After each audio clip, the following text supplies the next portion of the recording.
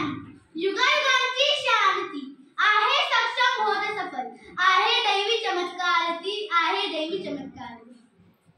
स्त्रिया निरक्षर का बरं? या स्त्रिया निरक्षर का?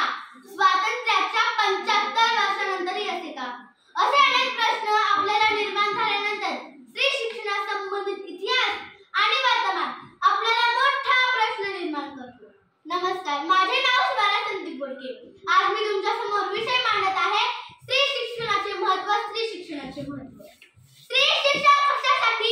आपल्या सर्वांच्या भल्यासाठी, बुद्धीला मनाकडे वळवण्यासाठी, अज्ञानाला दूरवर पळवण्यासाठी, परोपकाराची भावना जागवण्यासाठी, कष्टाने जीवन स्तर उंचावण्यासाठी. स्त्री शिक्षण कशासाठी? आपल्या सर्वांच्या भल्यासाठी. खरंच मित्रांनो, आपल्या प्राचीन भारतीय संस्कृतीत एकेकाळी गार्गी आणि मैत्रेयी यांसारख्या विदुषी होऊन गेल्या. पण वेदांत का सोडलं तर पुढे मात्र स्त्रियांची परिस्थिती शोचनीय बनली होती. ना स्त्री स्वातंत्र्य बहरती म्हणजे स्त्रीला स्वातंत्र्य नाही, तसेच शिक्षणाचा अधिकार सुद्धा नाही असे ठरवण्यात आले होते. त्यामुळे केवळ चूल आणि मूल एवढेच त्यांचे कार्यक्षेत्र बनले होते.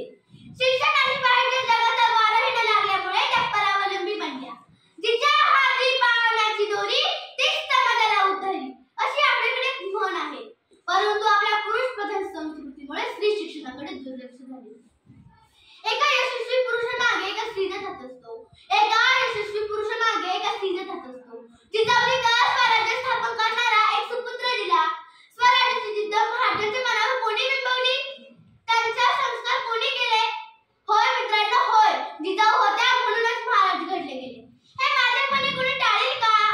एका पुरुषाला शिक्षित करून आपण केवळ एका व्यक्तीपर्यंत पोहोचू शकतो.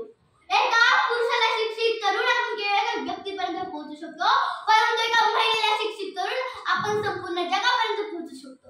महिला साक्षरतेच्या अभावामुळे देश कमकुवत होतो, म्हणून स्त्रियांना त्यांच्या शिक्षणाचा अधिकार मिळणे ही आज काळाची गरज आहे. एक शिक्षित स्त्री आपले कुटुंब सहजपणे सांभाळू शकते, आपल्या मुलांमध्ये चांगले गुण वाढवू शकते, कुटुंबातील प्रत्येक सदस्याला जबाबदार बनवू शकते, तसेच सामाजिक कार्यात सहभागी सुद्धा होऊ शकते. म्हणून म्हटले जाते, स्त्री शिकली प्रगती झाली. शिक्षण स्त्रियांना आत्मविश्वास, स्वाभिमान प्रदान करते, तसेच त्यांच्या क्षमता शोधून नवीन नाविन्य कल्पना निर्माण करून लिंग भेदभावाला प्रतिकार करू शकते. 1970 ते 1995 या काळात बालकांच्या कुपोषणात घट झाली.